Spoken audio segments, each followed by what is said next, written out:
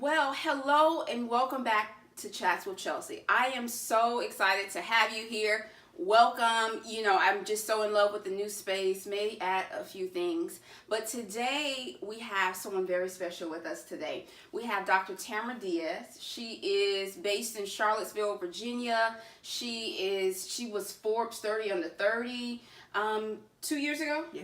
2 years ago. So listen, this is influence and power I'm sitting next to.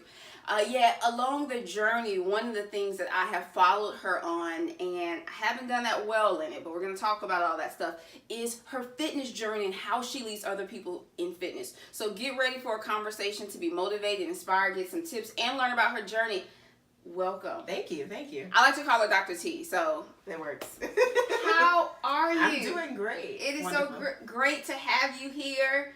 And for those of you who may remember, she was actually my first guest when I launched in January. But she said she'll come back, give me a second chance because we had some technical difficulties. Yeah. So, welcome back to the new Thank you so space. much. And just, how are you doing today? I'm doing good. It's a beautiful day outside. I feel like it's really fall outside. The sun's out, so it feels good. You just came from the VCU Health 8K. Yes. How was that? It was amazing. So I had done a half marathon in September. It was horrible. It was very hot. It was like 98 degrees. It was a high level of humidity, and I just felt horrible the whole time I did it. So I was kind of like, I'm just not going to run. Like, I'm going to take time off. I'm not going to do anything. And then I had a really good friend who was like, I think I want to do the 8K. I need somebody to do it with me. And none of our other friends wanted to do it with her. And so I said that I would sign up with her and do it with her. And it turned out to be a really, really good race. So, I don't work out as much as I should. Okay, Dr. T and I need to work on this. But tell me, translate the distance of 8K. And 8K is 5 miles. How many? 5. Okay. I don't know if I can do a half mile, but how do you train for marathons? So I did not train for this specific distance. Okay. I ran 4 miles, I think, a couple weeks ago at the gym, and then a few weeks before that I did 3 just to kind of make sure I was still running. But normally if I'm training for a half marathon or a 10 miler, which I've done a couple times, usually I train for about 2.5 to 3 months. And so what that looks like is... the 10 miles, 2.5, 3 months. Okay, tell us what it looks like. So it's usually running shorter distances 3 days a week. So Monday, Wednesday, and Thursday, I'll run 3 to 4 miles each day. And then on Saturday, I do a long run, which is anywhere from 5 to 10 miles to get prepared. And so your distance, each week you'll go up. I'll usually do like 5, 6, 7, then back to 6. Then up to 8, 9, back to 8. And then I'll just keep cycling through until the actual race comes. And I do the distance. What? I'm just amazed because we follow each other on social media, and I always look and you post pictures of your Apple Watch and the timing. It'll be like 45 minutes, and I'm like, after 10 minutes, I'm done. I quit. I know it sounds so bad. Take us back to your journey of where this journey started of being fitness focused. Yes. It's been years. So I always tell people, like, if you're just now meeting me or you're getting to know me, like, this has been probably 6 or 7 years in the making of like discovering fitness, working out. I was not fit in high school. I did the mile test in like 20 minutes. Like, I was not at all interested in getting sweaty, any of that. I got to college and had gained some weight. And so then I was like, well, I'll just start eating right, but I also want to get active. What can I do to get active? And from there... I did the Couch to 5K app. And so essentially it takes you from your couch, sitting on your couch all day, and works you up to where you can complete a 5K. How long did that take? And so I did that for, I think I did like a 8-week plan or something like that, so 2 months or so. And I mean, I literally tell people, like, I literally started from being on the treadmill, walking for a minute, jogging for a minute, walking for a minute, jogging for a minute. And I would do that for like 30 minutes every couple days a week until I worked myself up to where I could run a full 5K. And so after I did a 5K, I did like at the gym, just like to see if I could do it. I signed up for a real 5K, did it, loved it, and then I was like, I think I want to try a 10K. And then I did a 10K, and that was my first 10K I think I did in 2013. And ever since then, like, I've been running 10Ks, 5Ks. I did my 3rd half marathon in September. I've done the Charlottesville 10 miler twice. So you're back at those 10 miles. So how long is a half marathon? 13.1. And in doing these marathons, see, I ran track, so it was short distances. Yes. Doing these marathons, half marathons, do you stop for a break? Sometimes. It depends. The last one I definitely did because it was so hot. I mean, my hands swelled up. It was so hot outside. Like, it was ridiculous. Oh, wow. People were passing out. The humidity levels were ridiculous. Today I stopped for water twice, but other than that, like, for the most part. And so, like, when you factor in, because I mean, I'm learning here from you, Dr. T. So when you're running a race, well, first I should ask, when you run a race, are you running to complete it, or are you running for time? I'm always running to complete it. I actually have never run with like a time goal in mind. Okay. Today I actually did my best time, but I wasn't running. Congratulations! Thank you. I wasn't running specifically to. I was just kind of like, I'm gonna do this. It's 5 miles. This is my last like official race of 2018. I'm gonna just run it with a friend, and then I actually did a lot better than I had ever thought I was gonna do, which felt good. But I have never really run with. And even when I do have a time goal in mind, I'm usually pretty flexible because being outside in the elements, they're always different. Today it was chilly and windy. Last year when I did the half marathon, it was 28 degrees, so it was freezing. The half marathon in September was burning up. So, I mean, there's so many different things that you can't factor into how your body is going to respond to the temperature and the weather. So I usually try not to put too much pressure on myself when I'm running. Wow. So between 6 and 7 years ago is when this started. You started with that app, Couch to 5K. You run marathons. I see you post so much inspirational posts and encouraging others and doing groups. Where did that start? When did that start? That's a great question. So I became a certified personal trainer in 2012. Okay. And from that, I think once I started losing weight and I started exercising, I was doing everything from Zumba to like body pump classes. And you teach Zumba? No, I teach high intensity interval training. Boot camp style workouts. Okay. See, someone asked me, I would say, oh yeah, she teach Zumba. So okay. So I started enjoying the gym. Like I really enjoy the high from the burn and the high heart rate. Like I love it. And so I started taking a couple. UVA actually had my last year. Mm-hmm. They had a class that you could actually take for credit. I had space on my schedule, and so I took the intro to personal training class. And so I took it, and the teacher was like, at the end of it, you can actually sit for the test and you can get your license. Like you can get your personal training certification. So I was like, oh, this could be kind of cool. And I looked around the room, and everybody in the class was like super thin. And I've never been thin, nowhere near thin. Like even at my smallest, super fit self, like I still was always the biggest in the room. And I was like, I feel like people, the everyday person, sometimes they don't want to be, they can feel intimidated. Like, oh, this person looks nothing like me. I was the only black person in the personal training class. So I was like, how do black women feel? Like, are they going to want somebody who's reflective of them so they feel represented in the room? And so from there, I was kind of like, maybe I'll start training. And so I sat for the test, passed the test. And then the teacher had said, if you stay in the area, I'll hire you to work for UVA's fitness department. So, like, if you pass the test, I'll make sure you get a job here. And so there were a couple of us. I stayed in the area to finish my master's. And I was like, I think I want to train. And so I started training at the gym. And from there, I really was like, oh, I really enjoy working with people, encouraging people one-on-one, and giving people just kind of the hope that they need to know whether they're already really fit and they want to get more fit or push themselves to a new challenge, or if there's somebody who's never been in a gym before and they're intimidated by the equipment and they don't know where to start, just kind of being that supportive person to give them the guidance that they need. You hit on an important topic, an important point that I want us to dive into a little bit, and that is what fitness looks like for each person. Yeah. And how that can look different. Mm-hmm. Tell us about your experiences with that. You know, you just shared that it started in the classroom, but as you have been coaching people and inspiring people, how do you walk someone through that of, they just may never be a size 0. Yes. And that's okay. How because we're faced with so much when you think about Instagram, social media, whatever it is. And I know it's something that I've looked at because over the past 3 years, I've gained 25 pounds. And so how would you speak to someone like me who's like, am I ever going to be a size 0 again? Right. I think that is all, one of the things that I always try to tell people is that our bodies change, things happen, and life happens. I'm very big on what we call in the fitness world NSV, so non-scale victories. So usually I've worked with clients, and I've worked with a lot of college students who come to me and they're like, so I want to drop 25 pounds in 3 months. And I'm like, okay, so that's probably not going to happen. Let's talk about why that's unhealthy.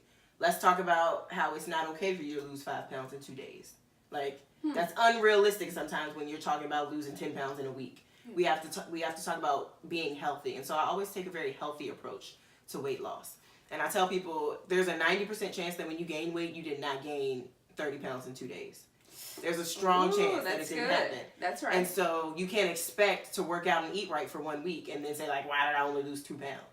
Because it came on slow. And there's a good chance that it's going to come off slowly in the same way that it came on. That's good. And so we live in a very microwave society. There's lots of quick fixes. There's lots of pills out there that you can take, supplements that you can take, and everybody wants to. And teas. And teas everywhere.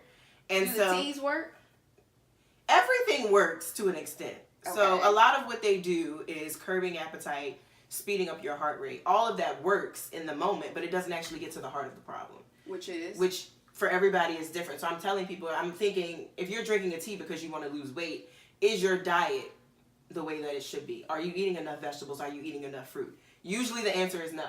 So I'm saying, if you just want to drink tea all day, and then in 3 weeks you're going to go back to eating McDonald's and Chick-fil-A, ordering pizza every night, 4 glasses of wine, we still haven't gotten to the issue here.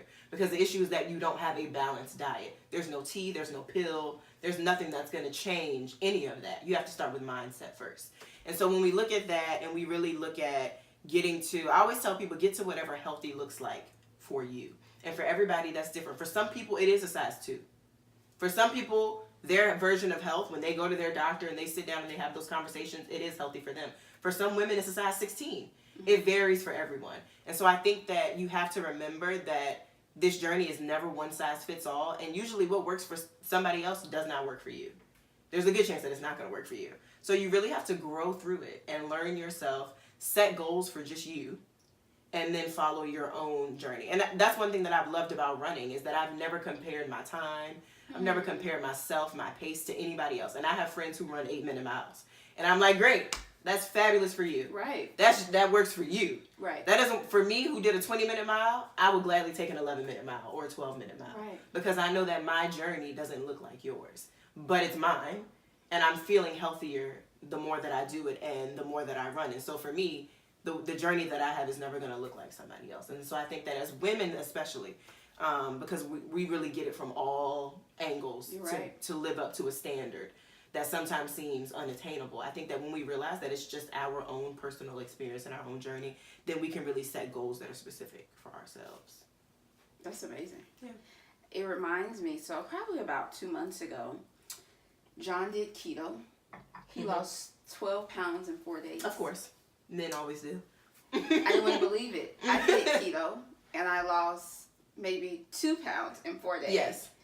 And I was sad. I was just like, I went through all this torture. Right. For what? And like, his weight was like visibly, you could see it. And it was, he literally did it for 4 days. Now, he'll say that he did more than me because he exercised more and he did some fasting in there. I was just like, still, I didn't even get half of what you got. Right. And so it's just so good to hear from you that healthy is, and for us to encourage women, that healthy is going to look different for each person. Yes. For each of us, but we should be aiming for healthy. So, how do you define healthy? Oh, that's a good question. I haven't thought about it. For me, it has nothing to do with my weight. Although I go to the doctor, I get weighed, all that stuff. It has nothing to do with that. It has to do, for me, I always say I feel at my healthiest when I can attempt all of the fitness things that I want to do and feel confident in doing them. And so I've always told people, like, I've never wanted to be a size 4 and not run a mile. Like, that would be one of my worst, like, for me. I'm like, because at that point I'm just skinny, but I'm not actually healthy. That's good. Like, so for me, fitness, being fit for me is being healthy. Whatever size I am at my most fit level, then I'm good with that. But I want to be able to do burpees and box jumps and tricep push-ups and run 5 miles. Like, I want to be able to do all that at whatever size I feel the most comfortable while I'm still drinking water and eating vegetables and eating a balanced diet. And so life happens. I go through ups and downs. Sometimes I don't eat as healthy as I should. But for me, I know that I'm at my healthiest when I can wake up, work out, go hard, push myself, and still feel good at the end of the day about the decisions that I've made for my body. For your body. That's good. So what does a typical day look like in terms of fitness and eating healthy for Dr. T? What does that look like? Or a week, or, you know, whatever interval you want to share. So I usually do my meal prepping on Sundays. So I'll create a menu Saturday night, Sunday morning, figure out what I'm going to eat as far as snacks, and I write everything out, and then I go through the kitchen, figure out what's there, and I make my grocery list. Go to the grocery store, come back, do my prepping, have everything in my containers, so that throughout the week I'm not cooking. I may cook once or twice, but for the most part I'm just waking up, pop it in the microwave, pop it on the stove. My healthy foods are already done. And so for me, that already cuts down on all of the temptation that I could face. Right. Sometimes there's an event in there, there's a dinner, a lunch plan with something like that. But for the most part, I try to keep it to where I come home and I'm not going, so what am I going to eat for dinner today? Or I'm at work, what am I going to eat for lunch? I never put myself in that position. I try not to. Because I know that usually leads to me not making a healthy decision. And so usually in the morning I wake up.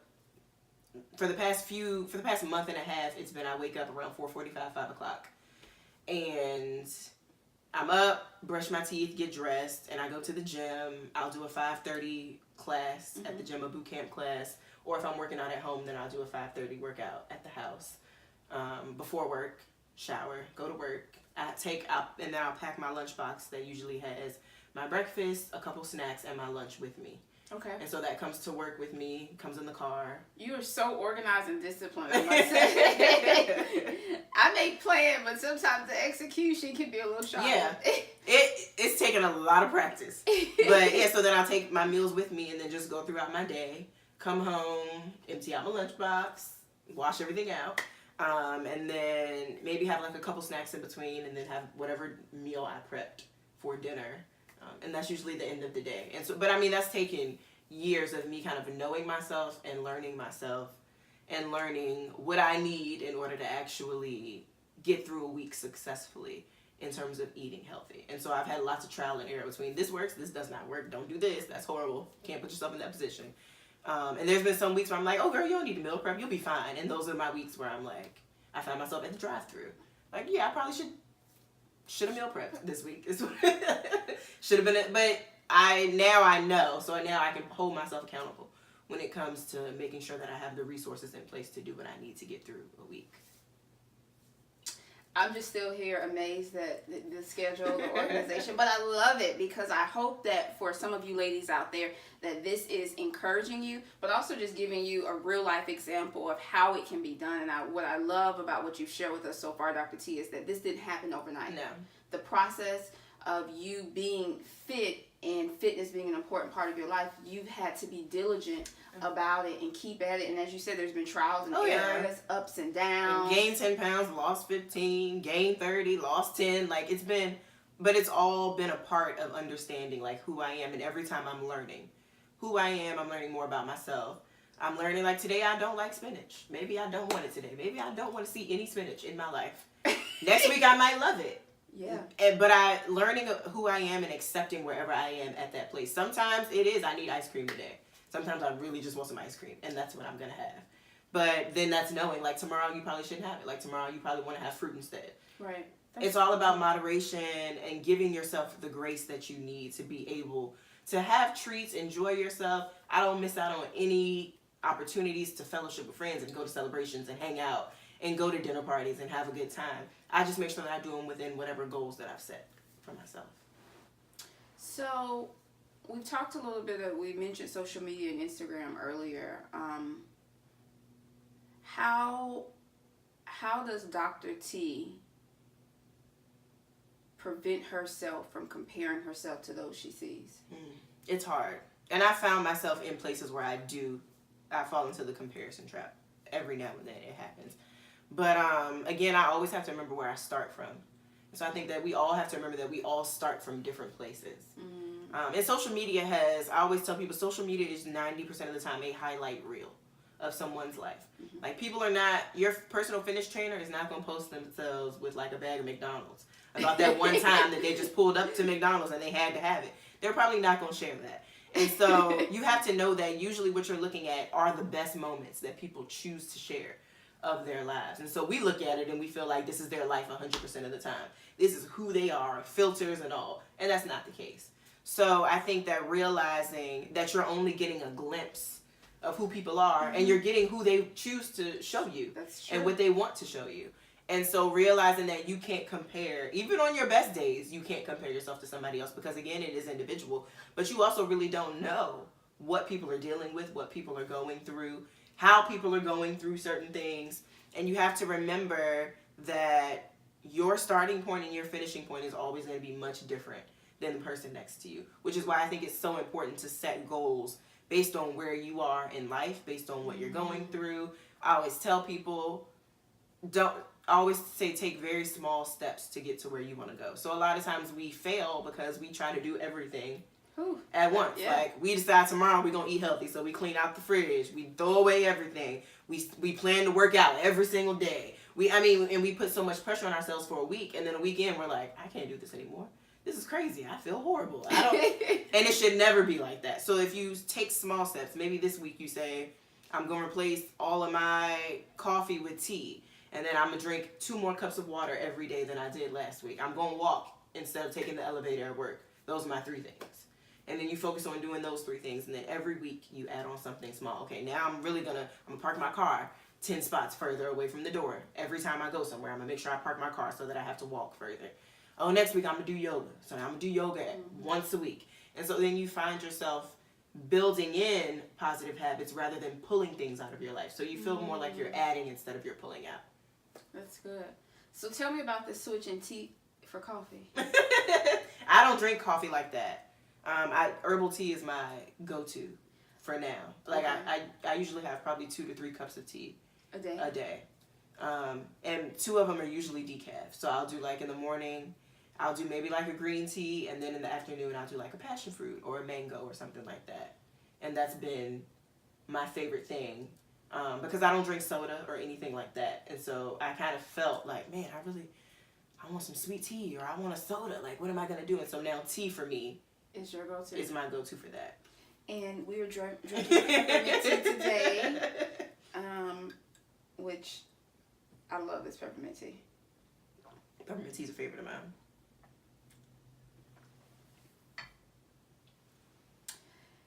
Fitness journey, you've given us some insights on how we can be fit and really just for us to be realistic. What else do you want to share today? Because you have, at least for me, you've educated me on the 8K, all these different miles. Now I know you don't teach Zumba, you teach high intensity interval training. Oh, I was close. You were. I need to start slow, start small, need small increments. What else? Because this is your area, Dr. T. I always say when you're doing fitness, find something that you love. So I like running. I enjoy it. Usually if I'm doing like a half marathon, then it's not enjoyable in the moment. Afterwards, I love it. The training part gets irritating. But for me, my level of where I want to go in terms of fitness and running, I know that I have to push myself. But I always tell people, especially if you're starting, if you're not in a solid fitness routine right now, find something that you really enjoy doing and stick with it. As long as you're up and you're active and you're moving, then do it. So for some people, that is running. Right. Some of us really enjoy running 3 miles. We really like it. For some people, they don't want to see a treadmill. Some people love the Stairmaster. I have friends who love yoga, so they do yoga 4 days a week. They do bar, Pilates. I hate bar. Don't enjoy it. Had a bar membership, never went. Didn't like it. I'd rather run. Some people love boot camp, so they do boot camp 4 days a week. Other people love Zumba. They love to dance. And so for them, dancing doesn't feel like a workout, but they're burning 500 calories, 600 calories.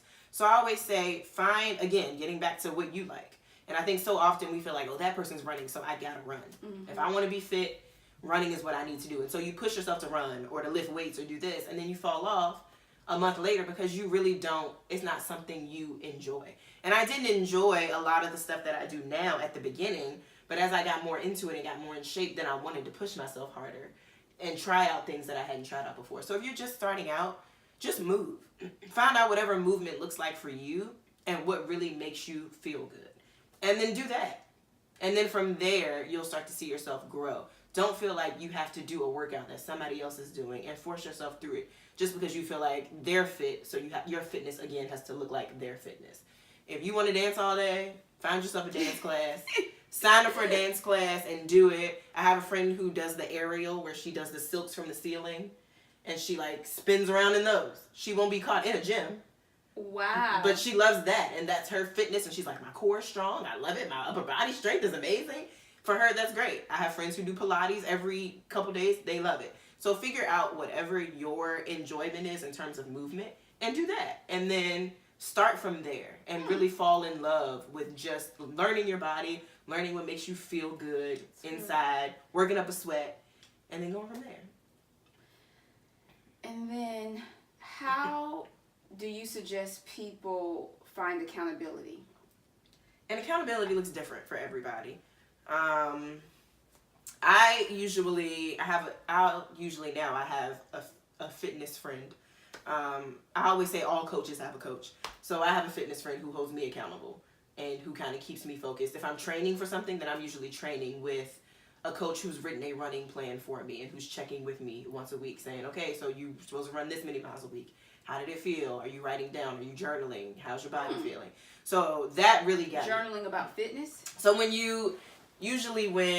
I run any distance over 6 miles, so if I'm doing 10 mile or a half marathon, I journal through the training process. That way I'm more aware of how my body feels. Wow. You're more injury prone, things happen. And so usually I'll journal and say, like, this week I did not feel good. I got to mile 5 and my toes started hurting and I don't know why. And so then you can look back and say, oh, this week it probably didn't go well because I had a lot of chicken for dinner the night before. I probably should have had something else. So it gives you a lot of insight into learning your body, learning what conditions work best for yourself. And you'll say like, oh, I did yoga and yoga really helped. I went into my morning run the next day and I felt better. It's because I did yoga the night before. So it really gives you a reminder of knowing, again, what works for you, what works for your body, and how to, again, push yourself in the healthiest way possible. So if I'm training for something, then I'm definitely checking in with a coach to make sure I'm hitting my goals. Find a friend, a good friend, who you know is going to hold you accountable and keep you honest with yourself. That's and true. The goals you set. If you know you have a friend who's going to be like, girl, it's cool, eat that cake. You deserve it. That might not be the friend that you set fitness goals with. I need a fitness friend. Because I love swimming. So find an accountability partner. And sometimes a lot of my accountability partners and I, we really don't have anything in common other than fitness. Like, we're very different people. We probably wouldn't go on trips together. We probably wouldn't hang out together. But when it comes to fitness, like... And how did you find these people, though? Is it in the gym? In the gym. We'll take classes together. We've done runs together. We see each other. We'll follow each other on social media. And do you just walk up to these people and say, hey, will you be my fitness friend? No, I'm asking. No. So usually it'll be like, oh, so I'm really trying to do this. And then they'll say, me too. Like, girl, really? Like, I'm definitely trying to make sure I show up every day this week at 5:30. Can you make sure? And then when they don't see you, it's like, so you supposed to be here yesterday at 5:30. Where were you? Why didn't you come? Are you going to work out today?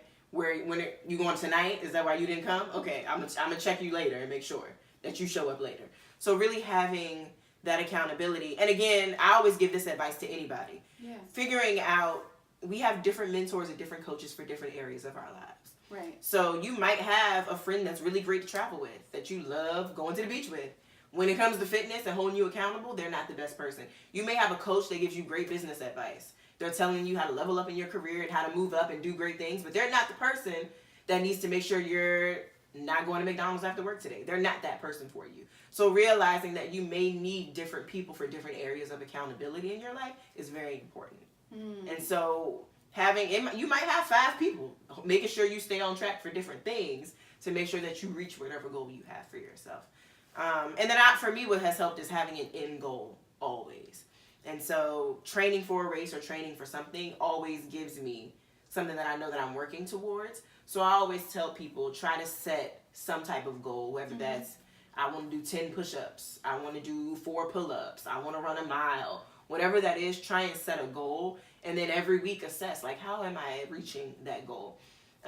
Because if you're just working out sometimes without a goal in mind, or you're just kind of like, I'm gonna work out so I can, lose 5 pounds whenever that happens, it can kind of seem arbitrary, like you don't know what you're doing.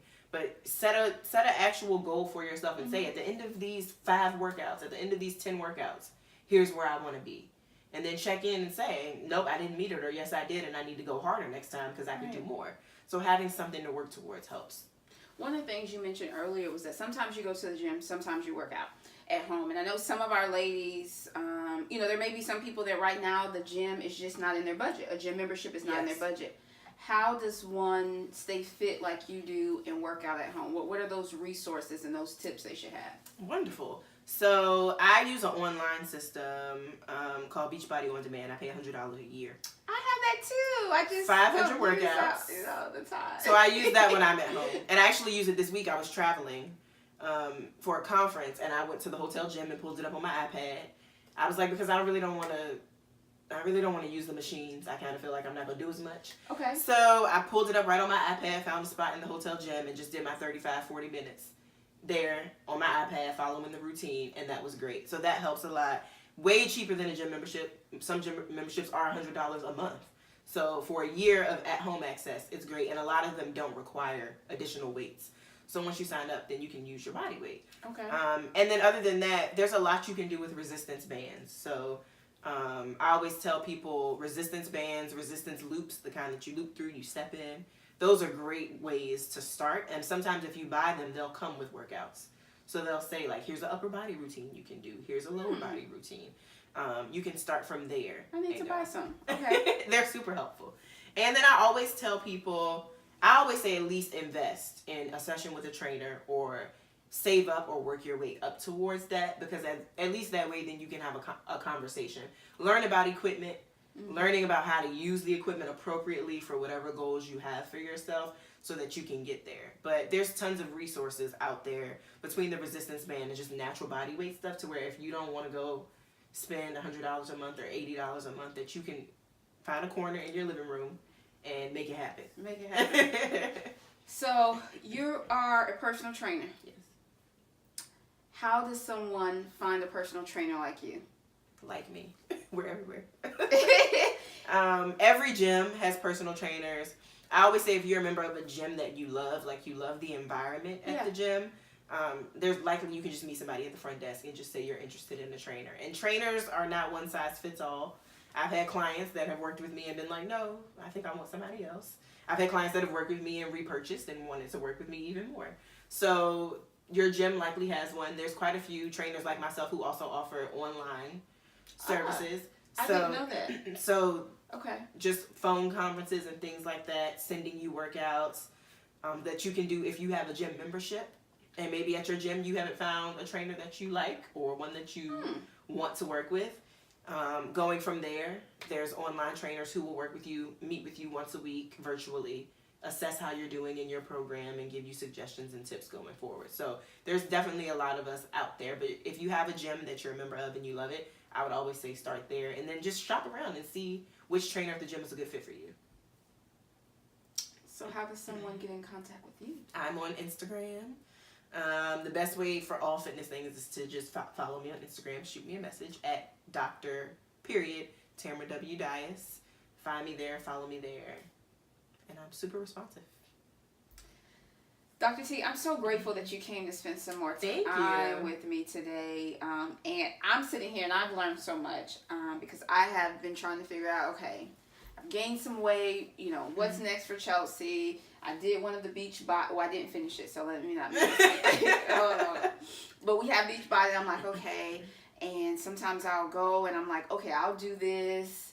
And then sometimes I don't finish. Yeah. And so, what's really been encouraging from our chat today is to take those small steps. Yes.